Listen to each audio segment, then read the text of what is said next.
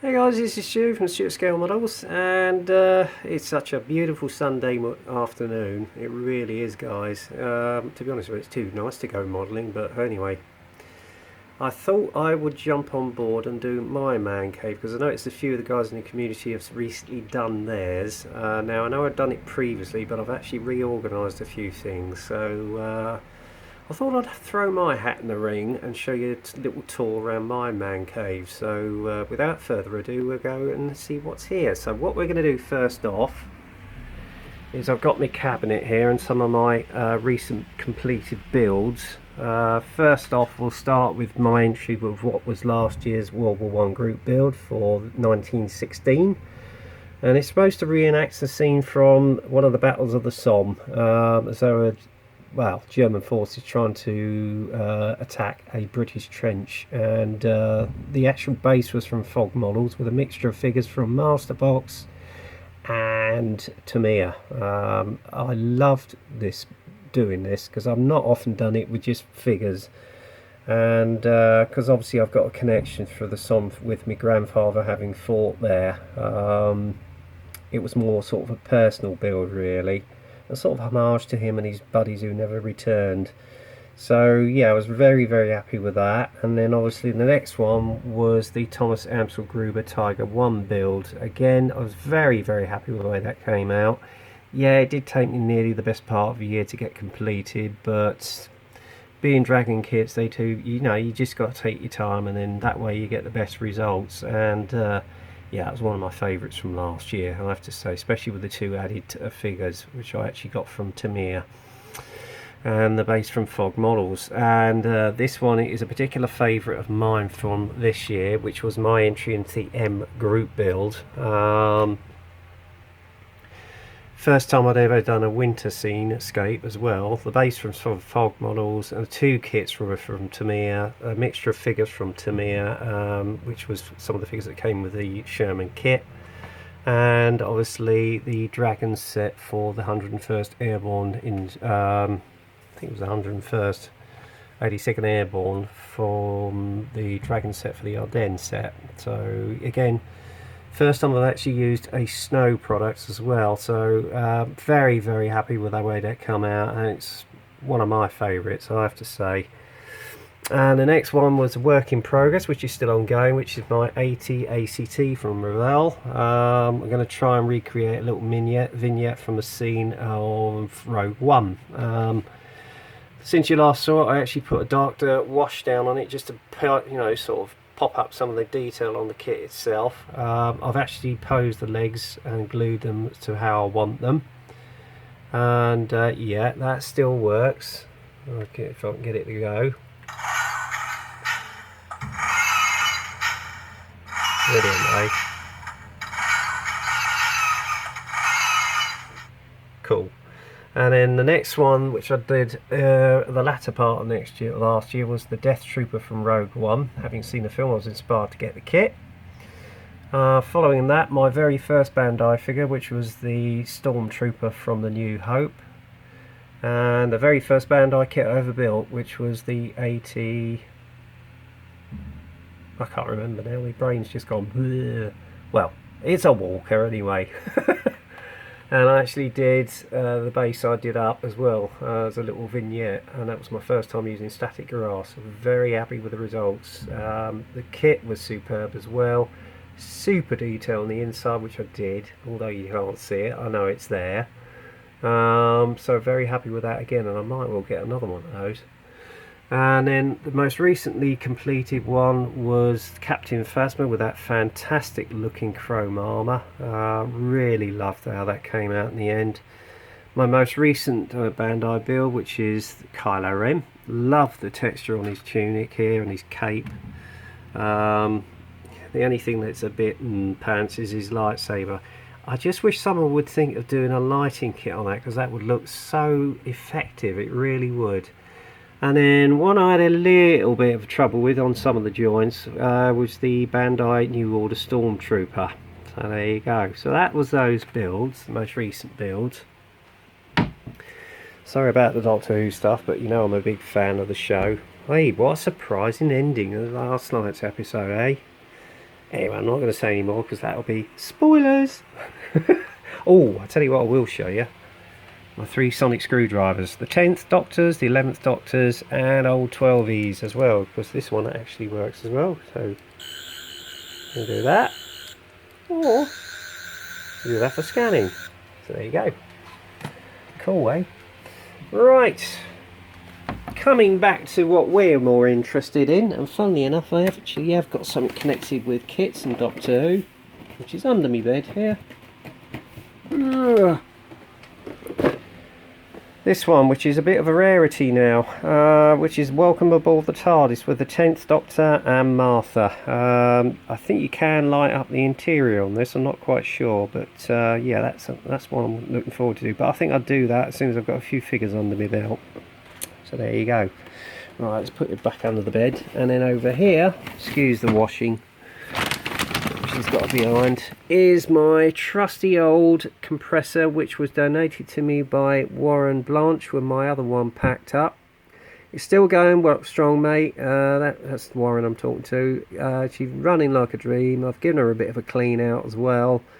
Got a spare dial for that, in case I need one. And she's doing me good, mate, so there you go, thanks again.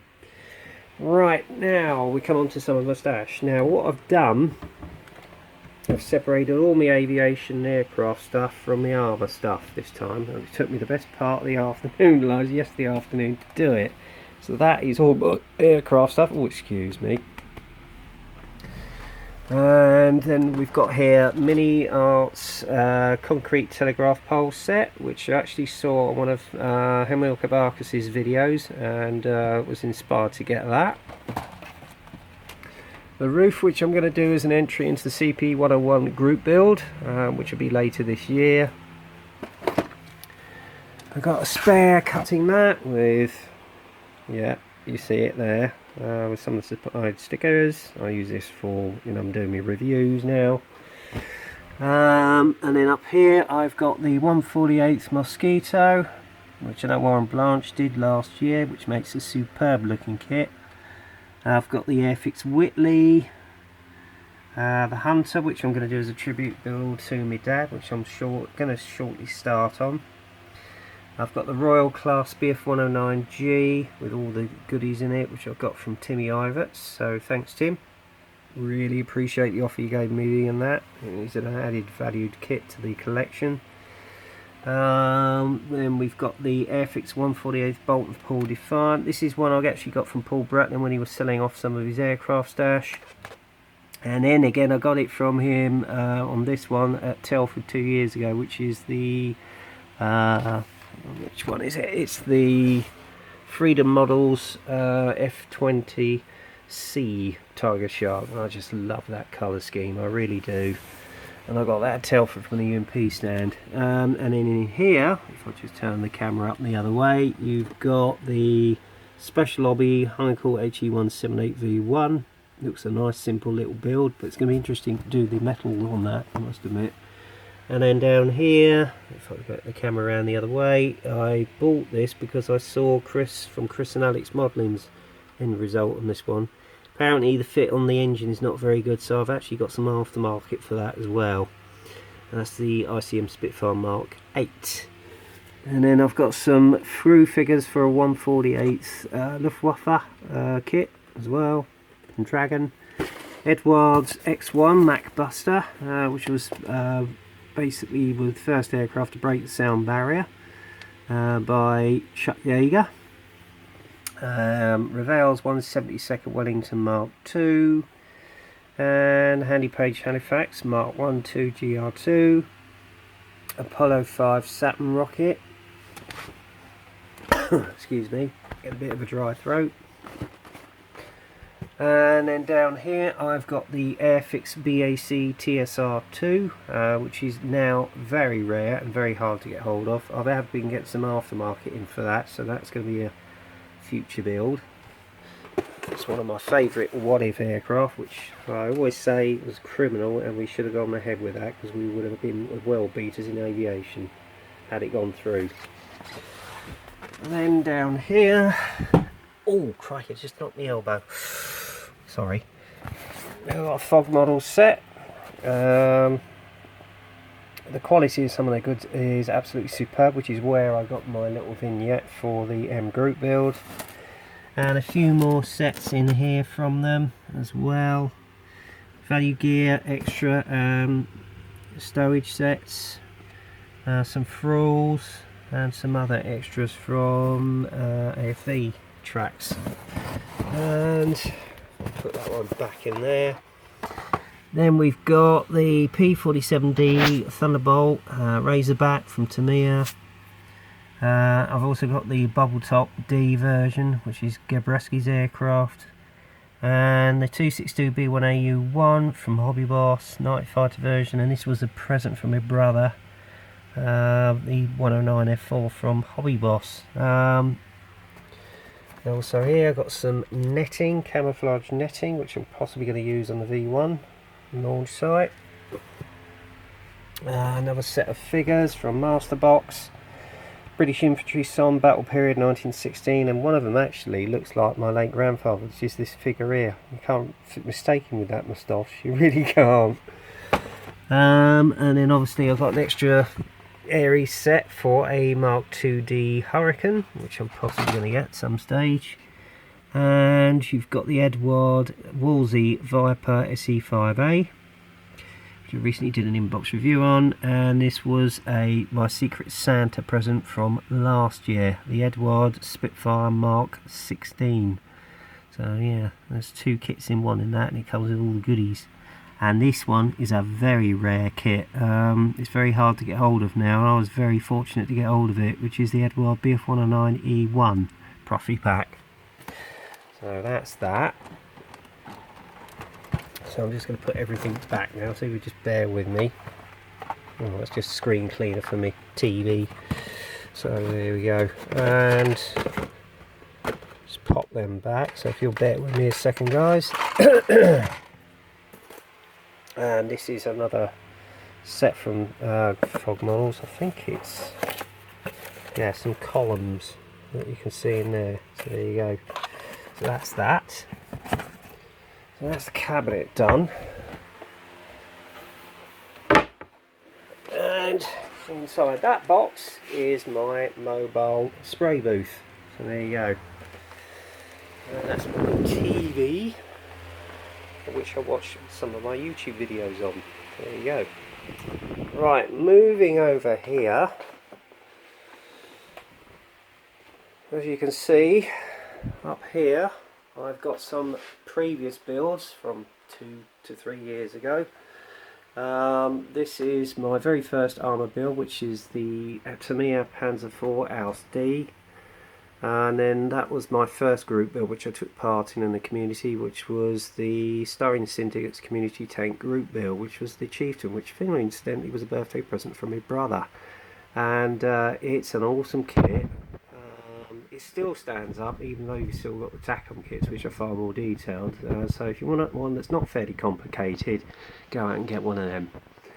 And this was my Cyber Hobby Tiger 1 from the Kursk, Battle of Kursk, which was my entry into the Mike Cohen tribute build, which was a couple of years ago, and that was my first Tiger, and I'm still proud of how it came out.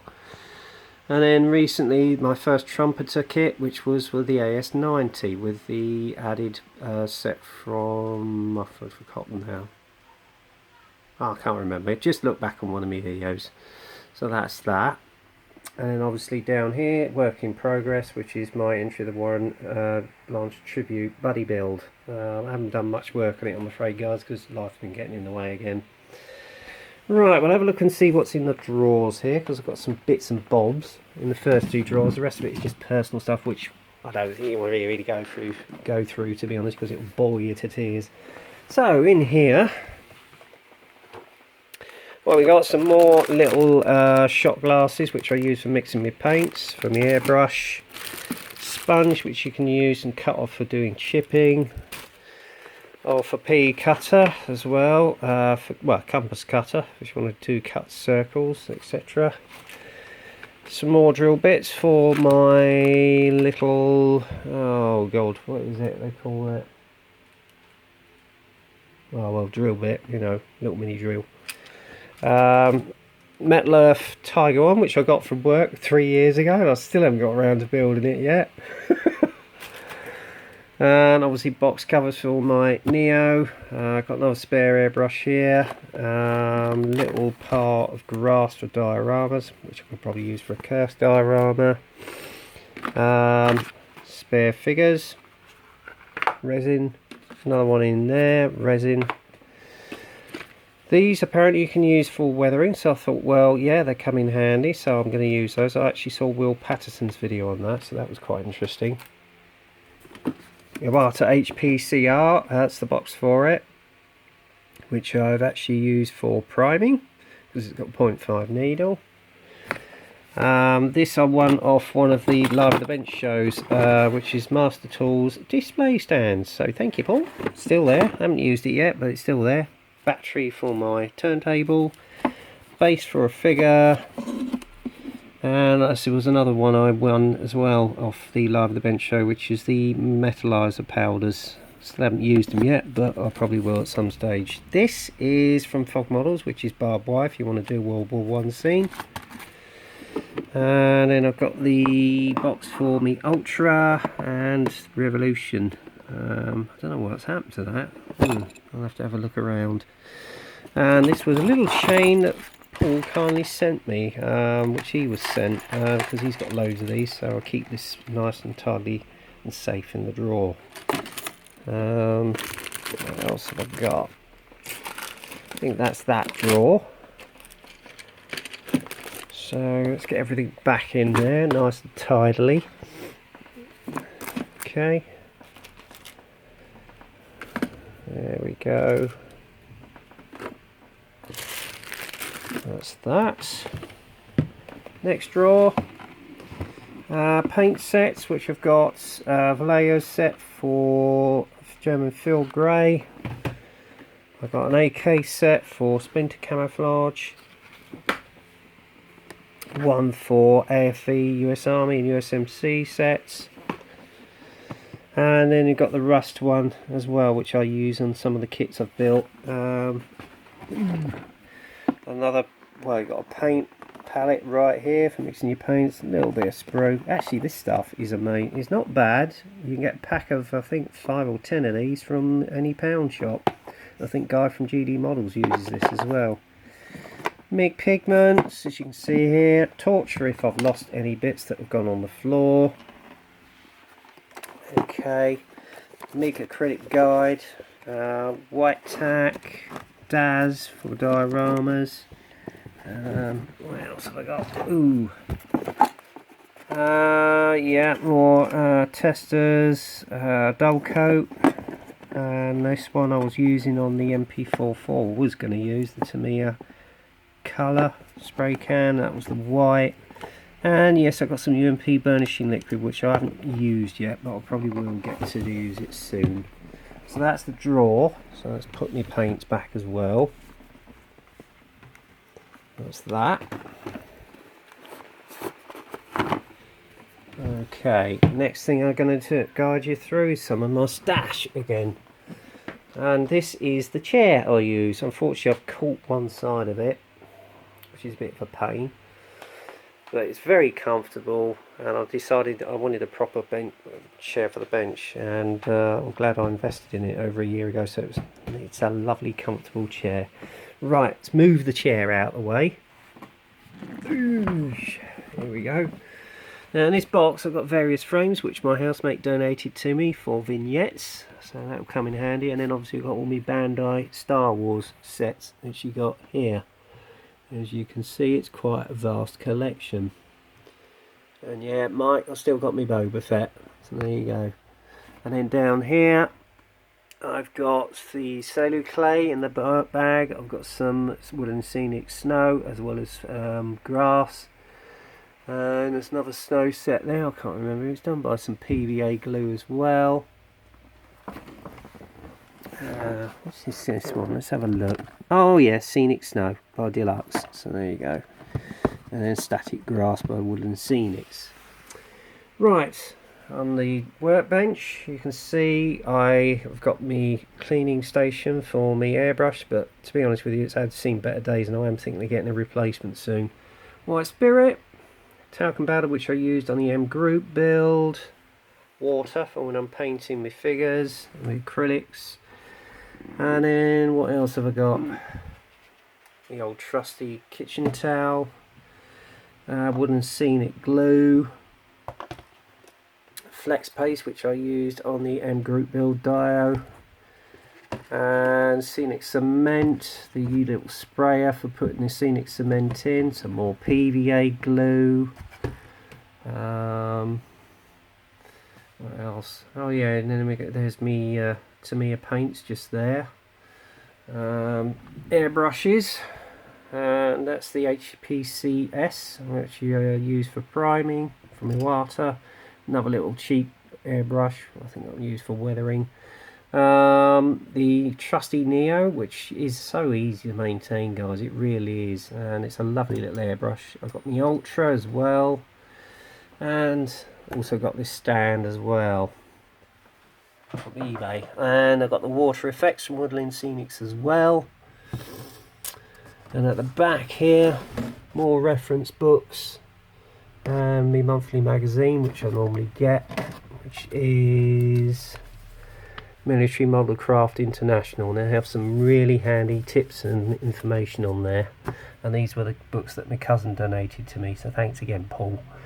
That's me geek goggles for when I'm doing my figures and fine detail work. I've got my Microsol Micro set plus some AK odorless thinners, clamps, life colour paints, what else have we got here, MIG filters, etc. in there, and some more AK paints, and some more, and what's at the bottom, AK Interactive, more AK Interactive acrylics. I must admit I'm not very enamoured with AK paints, they're not that brilliant, so hence why I hardly use them. Polycell brush cleaning for me enamels, there's the spare tin I put it in. Life colour ILM colours at the bottom, washes and filters again, glues, washes and masking fluid which I've got in here.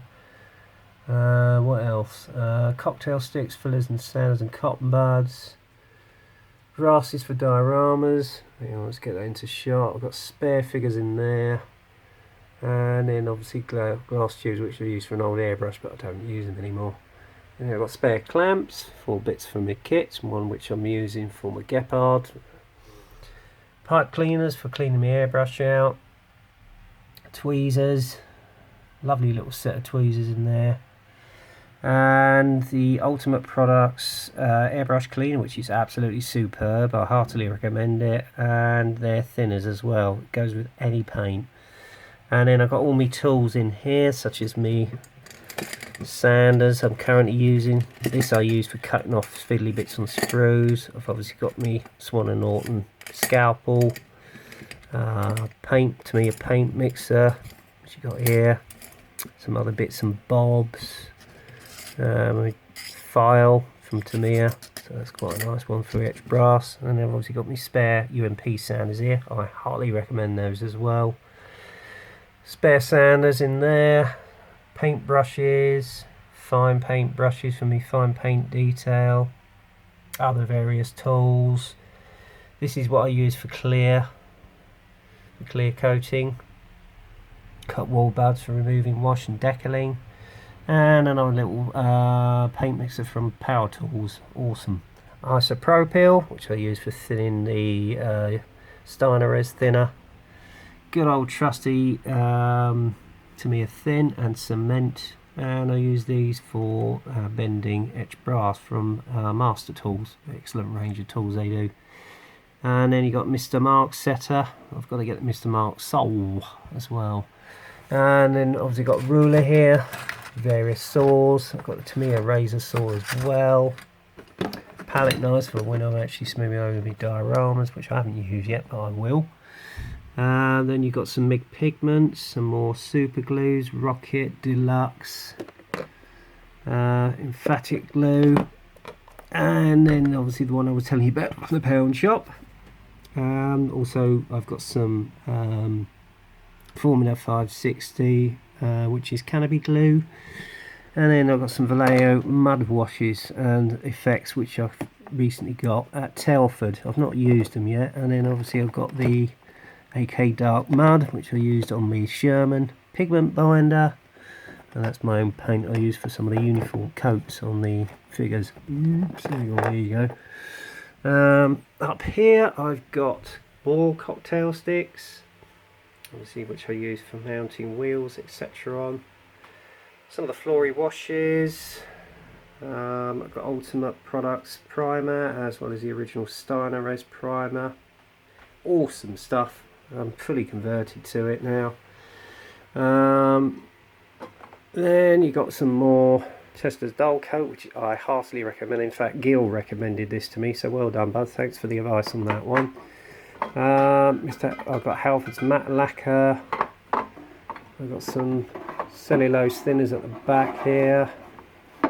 Hairspray for the hairspray technique, which I've not used yet. I've not tried out. Plastic coat, matte coat. Another clear lacquer from Halford's. And this is Autotech Ray Spray Primer, which is awesome stuff. This is one I got from a cheap pound shop. So that's that. Now, what else was I going to show you? Obviously got the mounting stand for putting some of the kits on for airbrushing, and as you can see, the Gepard still hasn't been deckled. I've really got to get cracking on with this. Sorry, Seb, I will get it done, bud.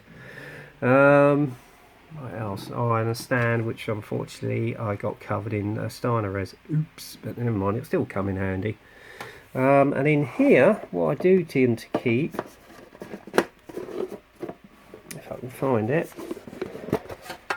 is all my metal barrels from RB Models. So yeah, that's where I keep those. They come in quite handy for any of my armour builds. Then I've got another little handmade stand, which was from one of the guys at Ison, who actually dished them out on the stand at Telford. So I've forgotten your name, mate, but thank you very much. That really does come in as a handy tool, my friend. And then obviously got wheel masks for Tigers and Shermans, which I got off the internet from eBay, as well as a normal one which you can get from any standard stationery shop, or even Tesco's or Sainsbury's. Really handy little tool. Again, I have a paint palette which I use for when I'm doing my figures. And then down here is all my reference books, and it's getting quite big as you can see, and I've got quite a few on Tigers. There you go. Now I think the last thing I'm going to cover is the stash, some of the arboured stash. Now what I've done, I'm just going to move the chair out of the way again, sorry about this guys, is I put all my armour kits under my workbench now, and that, except that one which is the Pro car. That was another birthday present from my brother, which I still haven't got around to building yet, but I will at some stage. Now I know Jurgen JD Models is actually in the process of building this. Been following those with great interest, Jurgen. And another master box car, personnel car. This was another Secret Santa present from about 2 or 3 years ago. Lovely kit. I keep meaning to do an inbox review of this, but I still haven't got around to doing it yet. BT7, which was actually recommended to me by Mike Cohen, because he actually built one a couple of years ago for a cursed diorama. I've actually got the aftermarket for this as well, Mike. And then another one which was a grand prize from Jurgen as a prize draw for his 1000th subscription. And then down here I've got the Trumpeter E100, Dragon Panther D, Easy 8 Sherman, which is the Reeboks the Tasker kit. This one I got from Steve Motcher when he was actually selling off some of his stash earlier the other year. Panther 8, which I got from Tank Fest. And what else have we got? Another armour car, which I think Monty used, which was a Capture 1 from AFV.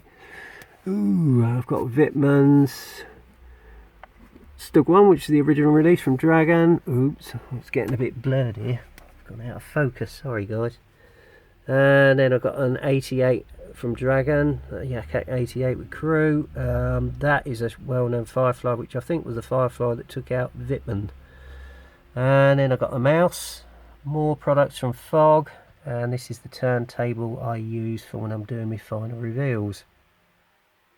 Bandai Millennium Falcon, also the Dragon Tiger P, Ferdinand, Elephant, Initial Tiger 1, Tunisian, and this is a rare one now, it's getting rarer, which is the Leningrad all at 3-in-1 6600. And then down here, the first ever release from Riffield with a full interior early Tiger 504, is it 504th Abtalon? I think it is, yeah. And this one is a rare one, which I was very lucky to get hold of for £67 on eBay, and when they normally go for about 300, which is Vitman's Cursed Tiger for Cybolby, very rare. And above that, I've got some Tamir infantry figures. This is another one, 6730, which is getting more and more expensive now because it's very rare, getting rarer and rarer. Which again was Vitman's Tiger 1 when he actually got his Knight's Cross. And then I've got the Dragonberg Tiger 1 with Zim, which was a limited edition when it was released. This is extremely rare, and I did actually pay around about 75 for this, but it's normally going for about 300 or 400 now, and it's very, very rare to get hold of, so I was very lucky on that, which is the Autocarius mid-production Tiger 1 from the Battle of Malinovka. And this one's another rare one, which is Osprey Kurtzmall's Tiger 1. Now, I did try to get hold of his King Tiger, but no luck on that one. This is an original 6352 with all the goodies in it, or 6253 I mean to say. Again, I was very lucky when I got hold of that, a very good rate. And this is 6383, which was the most recent release of the Tiger 8 with Zim. And in here I've got King Tiger, which was the Ardennes one, Men King Tiger, one my brother got, which is a Königsberg Tamiya one, which was my first King Tiger, Fairman by Riffield, Stern Tiger AFV, King Tiger, Porsche turret, Tacom Tiger, full interior Porsche turret. What else have I got? There's some other kits in that box, but I'm not going to get them out, to be honest with you guys, because, as I say, I spent all blooming afternoon yesterday tidying this all up, as well as in there. There's more kits in there, but I'm not getting them out. It's just hot today. And then I've got some Verlinden figures here. I'm going to scrape some of them up, because obviously, as you know, they've unfortunately gone out of business because he couldn't find a buyer. And then I've got the full interior as well from Verlinden for 6253. Okay, not quite sure what that one is again, sorry about that guys. And the AFV one, not sure what that one is. That's a